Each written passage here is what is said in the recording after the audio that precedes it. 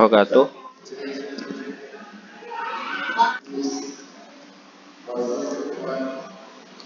Okay, before start our lesson, let's recite Basmalah together.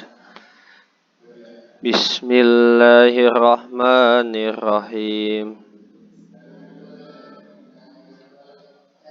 Okay, today we will we will study about Doomsday, about the fight to Doomsday, iman kepada hari kiamat. Oke, kemarin Mister udah menjelaskan tentang kiamat.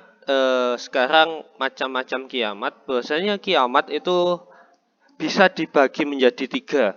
Beberapa buku membagi menjadi dua, sugro dan kubro. Tetapi di buku kalian kiamat dibagi menjadi tiga.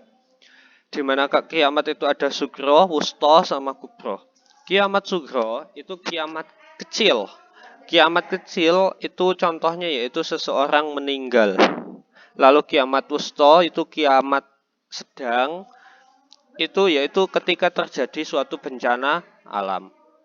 Lalu selanjutnya ada kiamat kubro, di mana kiamat kubro ini ya semua makhluk dunia, alam beserta isinya ini terjadi kiamat, akhir dari alam dunia. Yang seperti Mister jelasin minggu lalu. Oke, sekarang dari ketiga-tiganya ini, mengapa sih ya?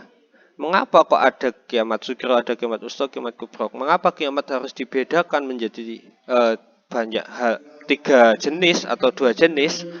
Karena di beberapa literasi yang lain hanya sugro dan kubro.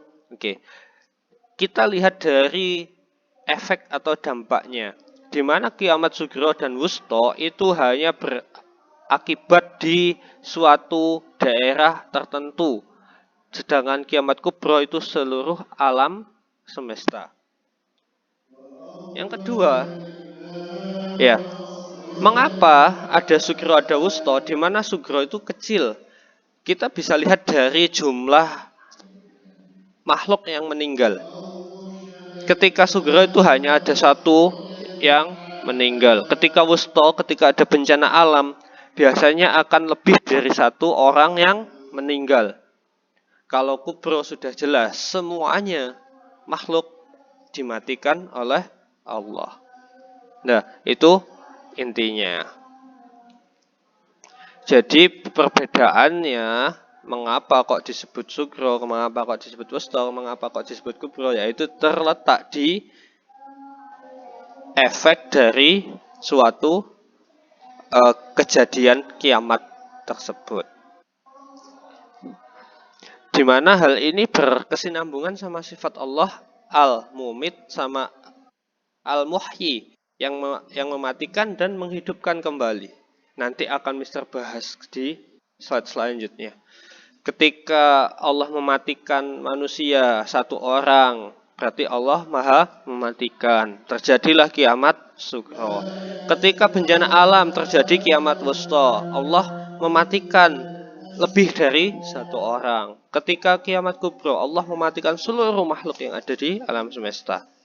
Dan ketika itu pula Allah menghidupkan kembali apa yang dikubur dibangkitkan, yang di alam kubur dibangkitkan. Itu berarti Allah maha muhyi, yaitu yang menghidupkan dan juga yang membangkitkan. Next, kita ke slide berikutnya. Lalu tanda-tandanya. Kemarin sudah Mister bahas ya tanda-tandanya ya.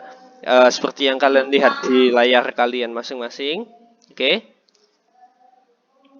Bahwasanya ada Dajjal, Ya'juj, Ma'juj dan lain sebagainya. Mister nggak akan banyak terangin lagi karena kemarin sudah. Mister akan lanjut ke selanjutnya. Tanda-tanda tersebut yang sudah Mister sebutkan di atas merupakan tanda-tanda yang bakal terjadi di hari akhir. Oke. Sekarang Mister akan jelaskan bahwasanya tanda-tanda hari kiamat itu sudah ada bahkan sejak zaman Rasulullah hingga saat ini. Ya, Mister tunjukkan sebuah hadis yang bisa kalian lihat di layar masing-masing ya. Di sini dijelaskan yaitu kapan datangnya hari kiamat. Nabi Muhammad tetap diam waktu itu Lalu setelah menyelesaikan khutbahnya, Nabi Muhammad menjawab, ya, apabila sudah hari kiamat itu, apabila sudah hilang amanah, maka tunggulah terjadinya kiamat. Maksudnya gimana? Bagaimana hilangnya amanat itu? Yaitu jika urusan diserahkan bukan kepada ahlinya, maka tunggulah terjadinya kiamat.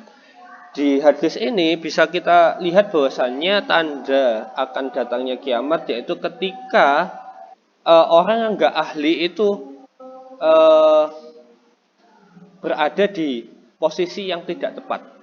Contohnya, kita lihat aja contoh dari kiamat sugro dan kiamat wusta. Ketika seorang perusak, ada manusia memiliki sifat perusak, kita tempatkan di hutan, maka hutan tersebut akan rusak. Karena bukan pada tempatnya.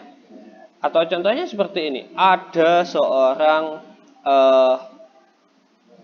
teknisi mesin mobil, oke, ya. Tapi dia tidak ditempatkan untuk menyervis mobil, melainkan disuruh menyervis AC rumah, atau menyervis mungkin menyervis kayu meja, kursi atau perabotan rumah. Kira-kira bakal rusak atau bakal benar? Dari situ kita lihat bahwasanya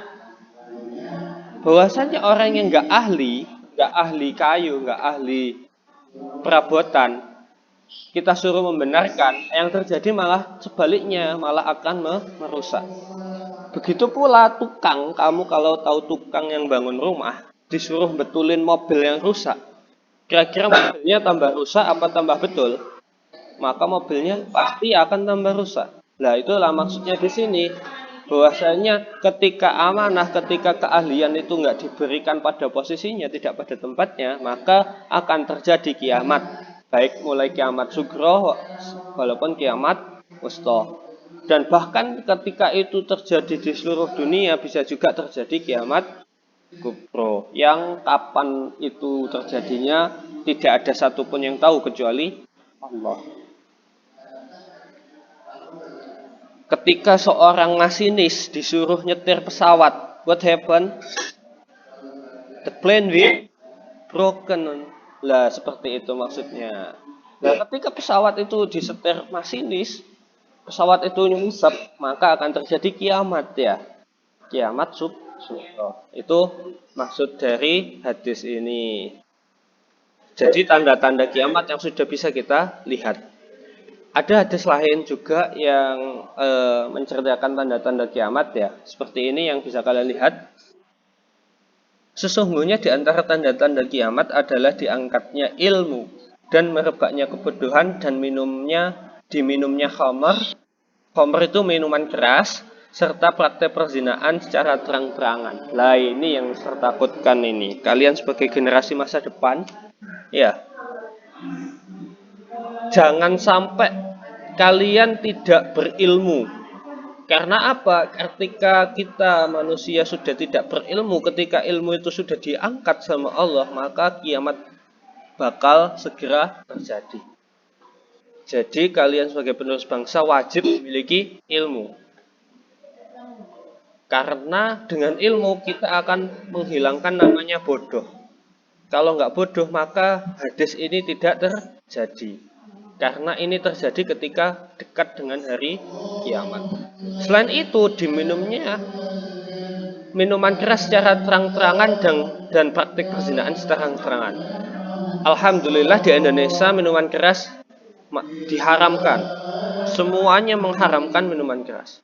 Tetapi praktik perzinaan ini yang perlu kita cegah. Di mana TV, ketika kalian melihat TV, di situ banyak sekali contoh-contoh anak pacaran, orang-orang pacaran. Nah, itu yang dimaksud perzinaan secara terang-terangan, dan itu tidak diperbolehkan. Makanya TV-nya lebih baik tidak dinyalain kalau yang dilihat sinetron, yang dilihat drama. Mending gak usah lihat TV. Karena itu semakin banyak yang melihat, semakin banyak itu dipertontonkan, maka hadis ini akan terbukti dan juga akan terjadi, kiamatnya akan lebih mendekat. Ke hadis yang berikutnya yang bawah bisa kalian lihat ya. Tidak akan terjadi hari kiamat kecuali setelah hilangnya ilmu. Setelah hilangnya ilmu maksudnya adalah itu tadi, orang-orang menjadi bodoh. Setelah itu banyak terjadi gempa. Kita tahu bahwasanya kalau kalian download aplikasinya BMKG, setiap hari pasti ada gempa walaupun itu kecil. Waktu seakan berjalan dengan cepat. Kalian tahu waktu sekarang itu seakan-akan berjalan dengan cepat. Mengapa waktu berjalan dengan cepat? Karena setiap hari sering bermain game. Ketika ngegame, kita lupa makan, kita lupa udah sholat apa belum, tiba-tiba sudah malam. Tidur pagi ngegame lagi, loh kok wis malam lagi, padahal ngegame dok lah. Seperti itu maksudnya waktu seakan-akan berjalan dengan cepat. Selanjutnya yaitu timbul berbagai macam fitnah. Kalian tahu bahwa sekarang ini zamannya hoax. Zamannya hoax. Banyak pembunuhan juga dan harta melimpah ruah kepada kalian. Hati-hati bahwasanya harta itu dapat menipu ketika tidak diimbangi dengan ilmu pengetahuan yang mumpuni.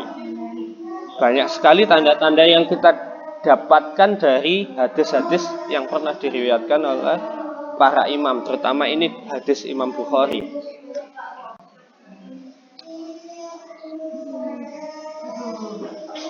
Lalu kita tahu bahwasannya hari kiamat itu pasti akan terjadi. Hal ini ada di surat Al-Hajj ayat 6-7 dan juga Az-Zumar ayat 68. Kalian bisa baca banyak yang demikian itu supaya engkau mengerti bahwa Allah itu Tuhan yang benar dan Tuhan yang menghidupkan segala yang telah mati. Sesungguhnya kiamat itu pasti datang. Tidak ada ragu lagi, tiada ragu lagi. Allah akan benar-benar membangkitkan orang-orang yang ada di dalam kubur. Di sini membuktikan bahwasanya Allah itu Al-Muhyi Al-Mumit dan menjelaskan bahwasanya kiamat itu pasti terjadi. Mengapa kita harus percaya kiamat itu pasti terjadi? Oke, kiamat itu pasti terjadi karena dengan kita percaya pada kiamat, ya, maka kita percaya bahwa akan ada alam akhirat, hereafter, oke?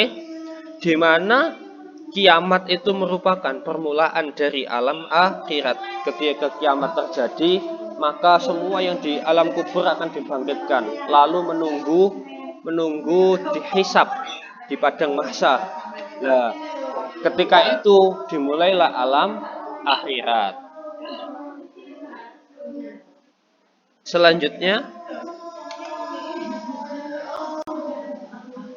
oke, lalu mengapa kita harus beriman kepada hari akhir, hari kiamat?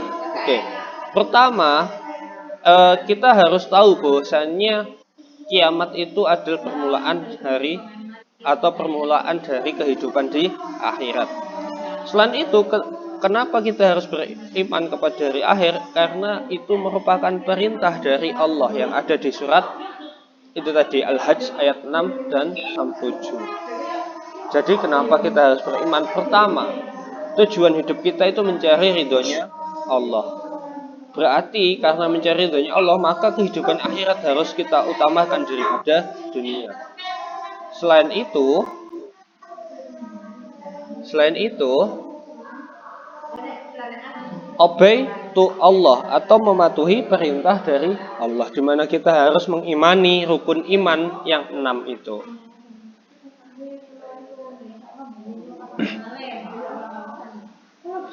Sampai-sampai karena kiamat itu, kenapa kok kita harus beriman pada hari akhir, hari kiamat? Itu Allah sampai berjanji atau bersumpah di dalam Al-Quran. Ada di surat Al-Qiyamah dan juga Al-Qari'ah. Al-Qari'ah ya. Jadi Allah itu kayak sampai bersumpah gitu. Mengapa Allah sampai bersumpah? Berarti di hari kiamat itu adalah hari yang sangat dahsyat. Mengapa sangat dahsyat? Sangat luar biasa, sangat dahsyat. Kita tahu bahwasanya manusia itu seperti kapas yang berterbangan. Ketika Mister cerita kemarin, kalian tahu gunung Kelut meletus ya, itu tidak apa-apanya dibanding kiamat. Saking dahsyatnya hari kiamat. Makanya itu Allah sampai bersumpah, berjanji tentang hari kiamat di Al-Quran. Selanjutnya ya, Allah itu menyembunyikan datangnya hari kiamat seperti hadis yang kalian lihat di layar. Bahwasannya ya, Allah itu memiliki hal yang menyimpan hal gaib, yaitu ada 5. Seperti yang kalian baca, tidak ada yang mengetahui kecuali Allah, yaitu tentang kandungan atau kandungan itu loh, calon bayi ya. Tidak ada yang mengetahui apapun tentang esok hari. Tidak ada yang mengetahui kapan hujan datang. Tidak ada siapapun manusia yang tahu di bumi mana akan meninggal. Dan tidak ada yang mengetahui kapan kiamat akan terjadi. Jadi di hadis ini dijelaskan bahwasanya ada 5 rahasia yang hanya Allah yang tahu. Salah satunya yaitu hari kiamat. Mengapa? Mengapa kok disembunyikan? Karena hari kiamat itu dapat membuat kita semakin beriman kepada Allah. Semua makhluk akan terkejut, semua makhluk akan saking mengangannya, saking wahnya, itu saking nggak bisa bayanginnya itu ketika kalian makan. Ya, belum nyiapin makanan sudah terjadi kiamat. Saking terkejutnya, saking dahsyatnya hari kiamat. Bahkan ketika kiamat itu, anak-anak akan tidak mempedulikan ibunya, ibunya tidak mempedulikan anaknya. Padahal kalian tahu sendiri, ibu sama anak itu seperti apa eratnya. Jadi mengapa Allah menyembunyikan? Agar kita juga dapat menjaga iman kita, ya, memperkuat iman kita, dan juga agar kita selalu beramal soleh. Kalau kita tahu, oh besok kok kiamatnya, sekarang foya-foya, besok tobat. Nah itu yang nggak boleh. Makanya kiamat itu disembunyikan oleh Allah. Ketika kiamat itu diberitahu, oh kamu matinya besok, orang pasti akan tahu kalau sudah tahu seperti itu.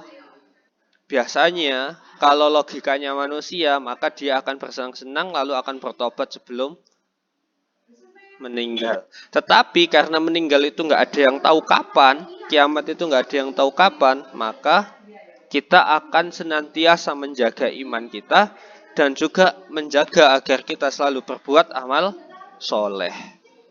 Seperti itu. Nah, yang kita siapkan untuk menghadapi hari kiamat, semoga kita bukan termasuk golongan yang memenangi atau mengalami hari kiamat. Amin. Nah, untuk menyiapkan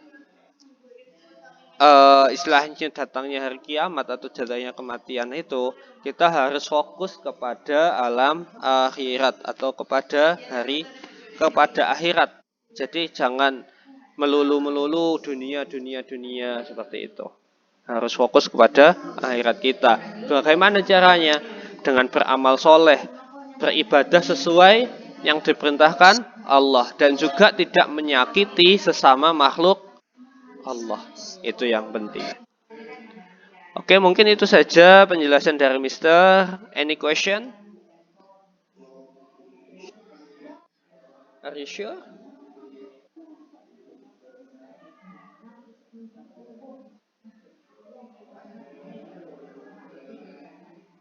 Oke.